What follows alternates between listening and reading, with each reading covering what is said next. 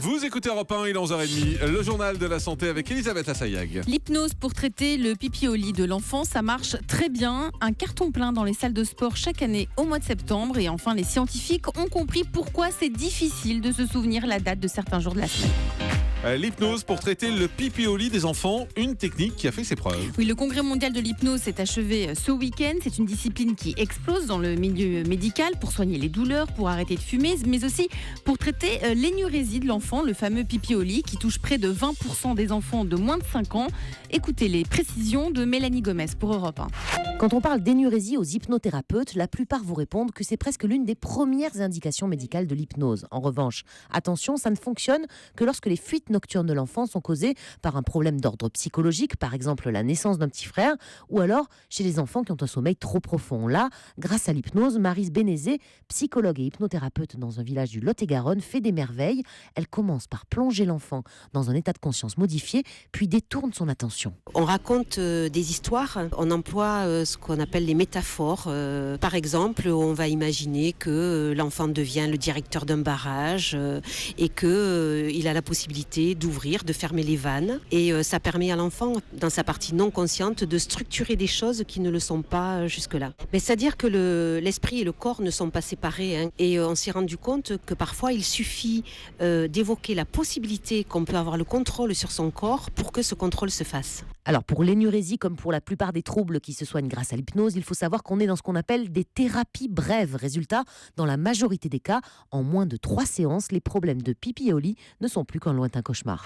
Au mois de septembre, dans les salles de sport, c'est un peu comme Noël dans les magasins. Les inscriptions se multiplient. Oui, les inscriptions du mois de septembre représentent 30% du chiffre d'affaires de l'année. Le nombre d'adhérents progresse de 2% chaque année. Les patrons des salles de sport sont sur le qui-vive. Tout est prévu pour accueillir et garder leurs clients. Écoutez Renaud Carpe, le directeur marketing de CMG Sports Club. C'était ce matin sur Europe 1. Les gens se fixent un objectif, c'est-à-dire qu'ils reviennent de vacances, ils sont motivés, ils sont dans un bon état d'esprit, il fait encore beau et ils ont envie de se mettre au sport. Donc c'est très clairement la période la plus importante de l'année. Les scientifiques ont enfin compris pourquoi c'est difficile de se souvenir de la date de certains jours. Alors, d'après cette étude, les chercheurs ont remarqué que l'on se trompe davantage sur les mardis, mercredis et jeudis. Et à l'inverse, les temps de réaction à la question « Quel jour sommes-nous ?» ont été beaucoup plus courts pour les lundis et les normal. vendredis. C'est après le week-end.